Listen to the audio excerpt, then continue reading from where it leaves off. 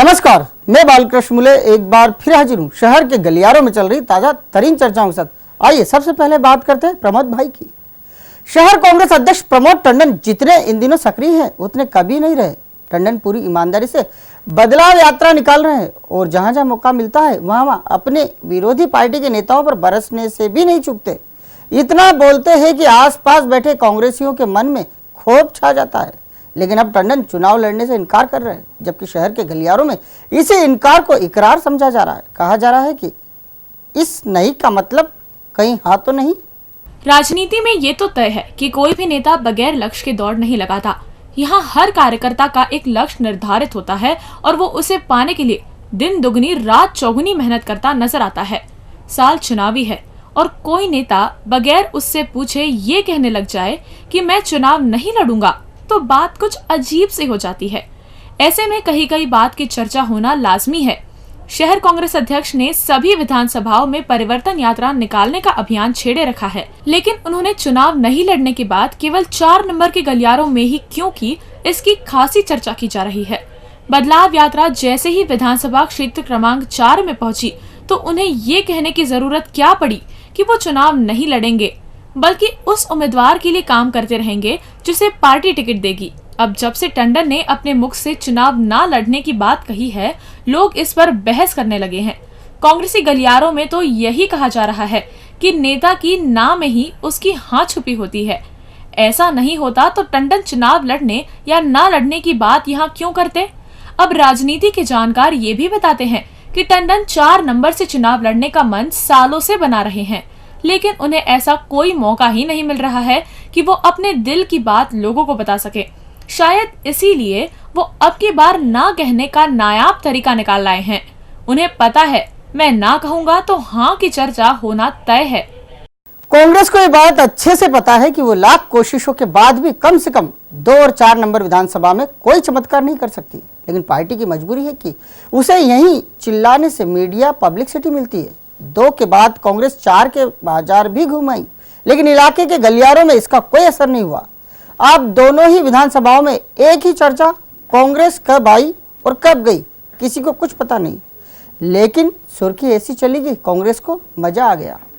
BJP के गढ़ कहे जाने वाले विधानसभा क्षेत्र क्रमांक 2 के बाद कांग्रेस विधानसभा क्षेत्र क्रमांक 4 में भी परिवर्तन यात्रा के नाम पर अपने हरल्ले नेताओं के साथ साथ उन दावेदारों को घुमा लाई है जिन्हें इन दिनों विधायकी के सपने आ रहे हैं। जब विधानसभा क्षेत्र क्रमांक 2 में ये कांग्रेस की यात्रा निकली तो वो 3 पुलिया से नंदा नगर के कुछ गलियारों तक सिमट कर रह गई। कांग्रेस ने भीड़भाड़ वाले पाटनीपुरा पर सभा कर ली, लेकिन बाकी पूरा 2 नंबर इस यात्रा से अछूता ही रहा। बस यही काम कांग्रेस ने विधानसभा क्षेत्र क्रमांक 4 में किया और पूरी यात्रा बाजारों के गलियारों तक सिमटा दी। पूरी विधानसभा 2 नंबर के तर्ज पर ही कांग्रेस की बदलाव यात्रा को ना ही सुन सकी ना ही देख सकी। दोनों ही विधानसभाओं में निकली कांग्रेस की बदलाव यात्रा ने आम मतदाता पर किसी तरह का कोई प्रभाव नहीं डाला। अब कांग्रेसी गलियारों से ही खबरें आ रही हैं। कहा जा रहा है कि वो कितना भी कुछ भी कर ले, लेकिन दोनों विधानसभा क्षेत्रों में कुछ खास नहीं कर पाएंगी। लेकिन पार्टी कार्यालय के गलियारे भी अपनी ढेर सारी मजबूरियां गिनाते नहीं थकते हैं। दरअसल बात ये है कि पूरी यात्रा का दारोमदार प्रमोद टंडन के इर्द गिर्द है। वो ढेर सारी कोशिशों के बाद तो बदलाव की रणनीति पर राजनीति कर पा रहे हैं। ये बात वो भी जानते हैं कि इलाके बढ़े हैं, फिर भी वो कंकर उछाल रहे हैं। वो कहते हैं कि किसी को तो कहीं से शुरुआत करनी पड़ेगी। 2 नंबर में कांग्रेस ने गुंडागर्दी को हथियार बनाया तो वहीं 4 नंबर में कांग्रेस के निशाने पर पूरा गौड़ परिवार और चंदाखोरी रही। कांग्रेसी यहाँ जमकर और खुलकर बोले। उन्होंने ये बताने से कहीं कोई गुरेज नहीं किया कि कौन से काम कौन से भाजपाई घराने कर रहे हैं। कांग्रेस के दोनों ही विधानसभाओं के पीछे पड़ने और चिल्लाने का एक ही कारण गिनाया जाता है। कहा जाता है कि दोनों विधानसभा में जब जब कांग्रेस कुछ करती है मीडिया पब्लिसिटी जमकर मिलती है। कहा जाता है कि यहाँ कांग्रेस करती कम और छपता कुछ ज्यादा ही है। बस यही एक आस है जिसके चलते कांग्रेस बार बार इन्हीं इलाकों को निशाने पर लेती है और जमकर सुर्खियां बटोरकर खुश हो लेती है।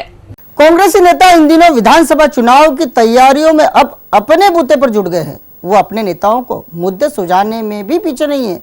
अब एक ऐसा ही मुद्दा कांग्रेसी पार्षद और 2 नंबर विधानसभा के अघोषित उम्मीदवार कहे जाने वाले चिंटू चोकसे ने राजा यानी दिग्विजय सिंह को एसएमएस किया है। राजा ने एसएमएस पर कांग्रेसी पार्षद चिंटू चोकसे को सकारात्मक जवाब भी भेज दिया है। अब चिंटू को मिले राजा के इस एसएमएस के बाद वो सीधे दिल्ली कूच करने का मन बना बैठे हैं। यदि सब कुछ चिंटू की सोच के मुताबिक रहा तो फिर राजा 2 नंबर में और भीड़ होगी हजारों में। चुनावी साल में नेता वही कहलाता है जिसके पास जनहित से जुड़े ढेर सारे मुद्दे हों। बगैर मुद्दों का नेता केवल खाली खाली भटक सकता है। ऐसे नेता को ना तो जनता पूछती है, ना ही उसके अपने पार्टी के नेता। शायद यही बात क्षेत्र क्रमांक 2 के एकमात्र कांग्रेसी पार्षद चिंटू चोकसे को अच्छी तरह से समझ आ चुकी है। कांग्रेसी पार्षद पिछले लंबे समय से वार्ड वार्ड भटक कर आम लोगों से जुड़े वो मुद्दे तलाश रहे हैं जिन्हें उठाकर जन नेता बन सके। चिंटू चोकसे को एक बड़ा मुद्दा हाथ लगाया है। कहा जा रहा है कि वो यानी चिंटू मुख्यमंत्री शिवराज सिंह के कहे को पूर्व मुख्यमंत्री दिग्विजय सिंह के मुंह से मुद्दा बनवाकर उठाना चाहते हैं। मुद्दा पट्टों से जुड़ा हुआ है।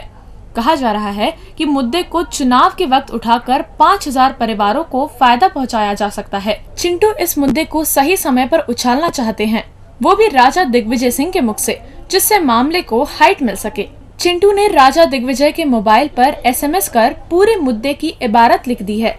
ये एसएमएस राजा पढ़ चुके हैं और उनका जवाबी एसएमएस भी चिंटू के पास पहुंच चुका है।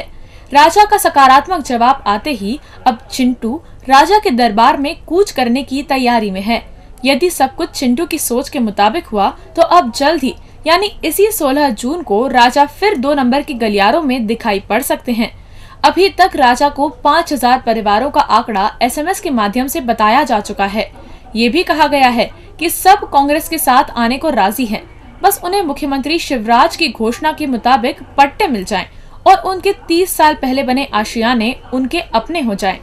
बीजेपी नगर अध्यक्ष और विधानसभा क्षेत्र क्रमांक 4 के पारंपरिक दावेदार बतौर अपनी पहचान स्थापित कर चुके शंकर लालवानी कांग्रेस के खिलाफ बयान देकर अब असल दावेदार बन उभरे हैं। लालवानी के बयान को 4 नंबरी गलियारों में 2 तरह से लिया जा रहा है। कोई उनके किए हमले को मालिनी गौड़ के पक्ष में बता रहा है तो कोई उनके खुद के। वैसे ये मामला लालवानी के फेवर में कुछ ज्यादा जा रहा है। कहने वाले ये कह रहे हैं कि जिस मामले में मालिनी भाभी को बयान जारी करना था उस मामले में लालवानी बाजी मार गए और भाभी जी घर में ही बैठी रह गई। राजनीति में जो जीता वही सिकंदर कहलाता है। कांग्रेस की परिवर्तन यात्रा 4 नंबर के गलियारों में घूमी और 2 नंबर की तर्ज पर ही क्षेत्रीय विधायक मालिनी गौड़ के दर आकर खत्म हो गई। लेकिन इससे पहले कांग्रेस ने सत्ताधारी विधायक मालिनी गौड़ पर जमकर हमले बोले। कांग्रेसी यहां इतना बोले कि लगा विधानसभा चुनाव के लिए वो नामांकन जमा कर चुनावी सभा को संबोधित कर रहे हैं। चंदे के धंधे से लेकर वो राम नाम तक का जिक्र भी कर गए।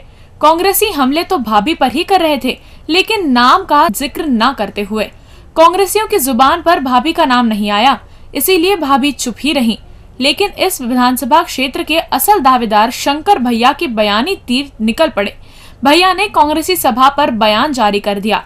कह डाला कांग्रेसी 25 साल की हार का खींच निकाल रहे हैं। अब भैया के इस कहे को भाभी के बचाव में दिया गया बयान बताया जा रहा है, जबकि इस बयान की असलियत कुछ और ही है। बयान देकर भैया ने भाभी को अपनी सक्रियता का मुजाहिरा दिखा दिया है। 4 नंबरी गलियारों में कहा जा रहा है कि शंकर आखिर प्रबल दावेदारों में गिने जाते हैं, फिर वे कहां गम खाने वाले हैं। बोल गए सो बोल गए भैया शंकर। अब आगे सोच विचार की बारी भाभी की है। लगता है इस बार प्री मानसून के साथ ही मानसून भी हम सब पर जबरदस्त मेहरबान रहने वाला है। अब तक हुई प्री मानसून की बारिश ने सभी को खुश करके रख दिया है। अब मानसून की बारी है। प्री मानसून ने मौसम में ठंडक घोली तो आम लोगों की दिनचर्या ही बदल गई। बस अब डर है तो केवल एक ही, अभी तो आ रहा है, फिर ऐसा ना हो कि बाद में तरसा जाए। मौसम में आया बदलाव हर इंसान के जीवन शैली को प्रभावित करता है। तेज गर्मी पड़ती अर्थात रोहिणी तपती, उससे पहले ही प्री मानसून ने दस्तक दे डाली। घुमड़ घुमड़ कर आए बदरा तेज हवाओं के साथ जमकर बरसे और मौसम में ऐसी ठंडक घोल गए कि हर बाशिंदे को मौसम सुहावना लगने लगा है। फिलहाल पूरे शहर के साथ साथ गांव के गलियारों में सुबह, शाम और दोपहर चाहे जब प्री मानसून की फुहारें दस्तक दे रही हैं। जिधर देखो उधर ही प्री मानसून की झमाझम दस्तक की चर्चाएं हो रही हैं। इस बार न गांव के गलियारों में किसानों को आसमान ताकना पड़ रहा है, न ही खबर नवीसों को ये हेडलाइन चलानी पड़ रही है कि कब आओगे। इस बीच प्री मानसून का लुत्फ उठाने वालों के मन में एक डर जरूर घर कर रहा है। शहर के गलियारों में प्री मानसून से मिली राहत की चर्चा तो है, साथ ही ये भी कहा जा रहा है कि मानसून समय पर है, लेकिन अंत तक साथ रहेगा या नहीं, इस पर अभी संशय कायम है। 15 जून को मानसून मध्य प्रदेश पहुंचेगा, फिर बोवनी से लेकर हर काम खेत खलिहानों में होंगे। फिलहाल गांव के गलियारों में मौसम की करवट बदलने के साथ ही खेती के कामों में तेजी आ गई है। गांव के गलियारों से आ रही खबरें बता रही हैं कि शुरुआत अच्छी है, काम करने का ढेर सारा मौका है। ऐसे में इंद्र साथ देंगे और वो भी अंत तक। डीजी न्यूज के खास कार्यक्रम गलियारों से को आप यूट्यूब पर भी देख सकते हैं। गलियारों से के आज के अंक में फिलहाल इतना ही। ताजा खबरों के लिए आप देखते रहिए डीजी न्यूज।